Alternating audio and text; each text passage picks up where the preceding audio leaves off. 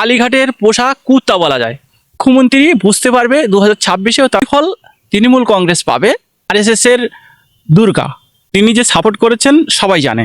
আমাদের সঙ্গে আছে খলিলুর রহমান, সেই প্রতিবাদী মুখ ভাঙড়ের খলিলুর রহমান। তিনি আজকের কি বক্তব্য রাখেন সেই বিষয়ে আমি শোনাবো। আজকের আমাদের মুসলমানদের যে শাসক দলের ভিতর সিদ্দিকুল্লাহ চৌধুরী, তিনি একজন এমপি দায়িত্ব থাকা সত্ত্বেও কেন মুসলমানদের ওয়াকফ বিল নিয়ে কেন কথা বলছে না? তিনি কি আসলেই ভয় করছেন? এর কারণটা কি? মুসলমানদের কি সংখ্যালঘুদের ভোট ব্যাংক হিসেবে মমতা ব্যানার্জি ব্যবহার করছেন? আজকের সরাসরি আমরা চলে যাব সেই ভাঙড়ের প্রতিবাদী খলিলুর রহমান, তিনি কি এই বিষয়ে মন্তব্য করেন সেই বিষয়ে আমরা সরাসরি শোনাবো। আপনারা বিস্তারিত জানতে আমাদের গ্লোব মাইন চ্যানেলে চোখ রাখুন। দেখুন, তিনি যে সাপোর্ট করেছেন সবাই জানে, তিনি সাপোর্ট করবেন, কারণ তিনি আরএসএস এর দুর্গা, আরএসএস এর হয়ে কাজ করছে। তো এর প্রতিফল তৃণমূল কংগ্রেস পাবে, মমতা ব্যানার্জি পাবে। আগামী 26-এ বিধানসভায় নিজে মুখ্যমন্ত্রী থাকতে পারবে বলে মনে হয় না, কারণ রাজ্যের মুসলিমরাই তানাকে ভোটে জিতিয়ে মুখ্যমন্ত্রী করে রেখেছেন। তবে এবারে তার প্রতিফল দেবে। এবং এতদিন মুসলিমদের কোনো নেতা ছিল না, এখন কিন্তু মুসলিমদের নেতা বেরিয়ে এসছে। তাই মুখ্যমন্ত্রী বুঝতে পারবে 2026-এও তানার জিরো করে দেবে মুসলিমরা। আচ্ছা, সিদ্দিকুল্লাহ চৌধুরী টিএমসি দলের একজন দায়িত্বে আছেন, কিন্তু এদিকে হুমায়ুন কবির তিনি তাকে ছাড়াই, মানে তার দল থেকে স্বয়ং বহিষ্কার করে দিয়েছে মমতা ব্যানার্জি। এ নিয়ে কিছু কি বলবেন? দেখুন, হুমায়ুন কবির সে মুসলিমদের জন্য একটা মসজিদ করবে বলেছে, মুখ্যমন্ত্রী তাতে নারাজ। কারণ মুখ্যমন্ত্রী চাইছে তিনি হিন্দুদের জন্য একাধিক মন্দির করবেন, কোনো মুসলিম বিধায়ক যেন মন্দির না করে, এই মসজিদ যেন না করে। তার যে হিন্দুত্ববাদী যে এজেন্ডা সেটা সামনে চলে এসেছে। আর সবচেয়ে বড় কথা যে পশ্চিমবাংলার, আপনি বলতে চেয়েছেন পশ্চিমবাংলার মুসলমানরা কি করে মানে তৃণমূল থেকে সরবে। এখানে সিদ্দিকুল্লাহ চৌধুরী এখনও তৃণমূলে আছেন, এই তো বলছেন।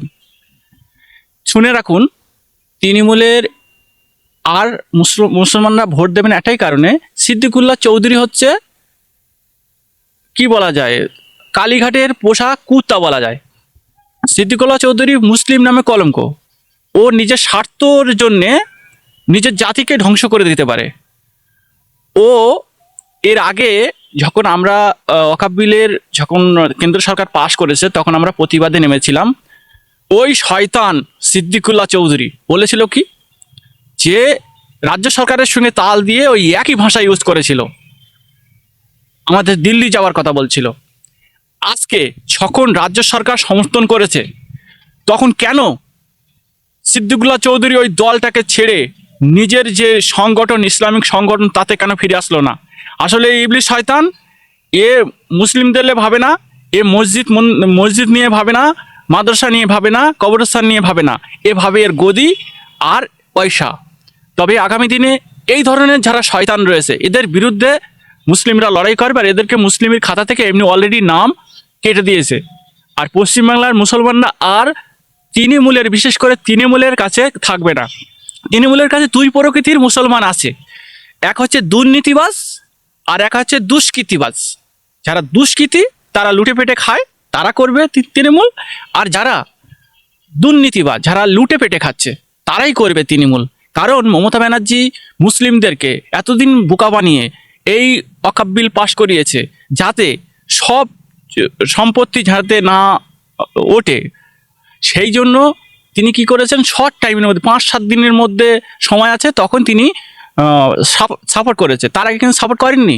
তিনি আসলে সময় নষ্ট করছিল যে এই সম্পত্তিগুলো কৌশলে তিনি নিয়ে নেবে, তার যে নেতাকে তারা লুটে পেটে খাচ্ছে, তারা সেইভাবে করে খাবে, এইটাই তার চিন্তাভাবনা।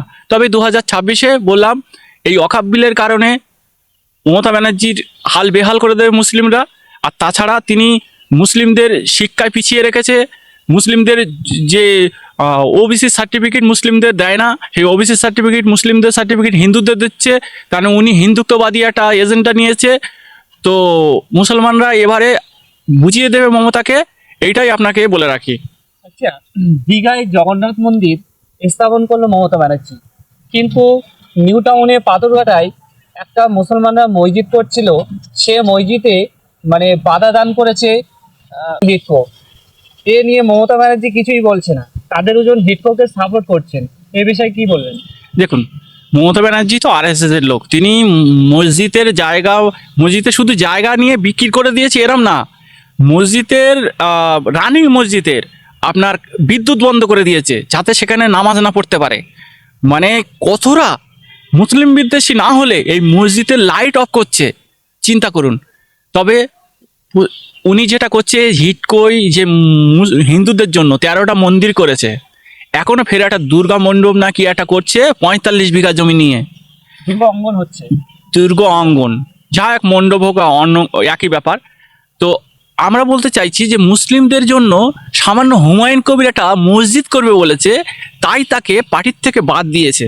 তাই চিন্তা করে মুসলিম বিধায়ক যে কটা আছে, আমি বলছি এরা মুসলিম নামে কলঙ্ক, এরা মুসলিম বিধায়ক কেউ না, এরা সব ব্যানার্জি বাড়ির পোশাক কুত্তা, এছাড়া আর কিছু না, ব্যানার্জি বাড়ির পোশাক কুত্তা। আমি বলছি এরা কেউ নিজের জাতির জন্য আওয়াজ তুলবে না, যে কটা মুসলিম বিধায়ক আছে তার জাতির জন্য সে কথা বলুক, বলবে না। আপনি আজকে প্রমাণ নেবেন যে একজনা, এই শওকত মোল্লার কথা বলছি, সে তো বিশাল হুমড়ো চুমড়ো করে, সে তার জাতির জন্য কথা বলে ওবিসি সার্টিফিকেটের বিষয়ে কথা বলুক, বলতে পারবে না, কারণ তিনি দুর্নীতিবাজ, তিনি লুটে পেটে খাবে, আর যে সরকারে থাকবে তার হয়ে গুণগান গাবে, এটাও হচ্ছে ওদের কাজ।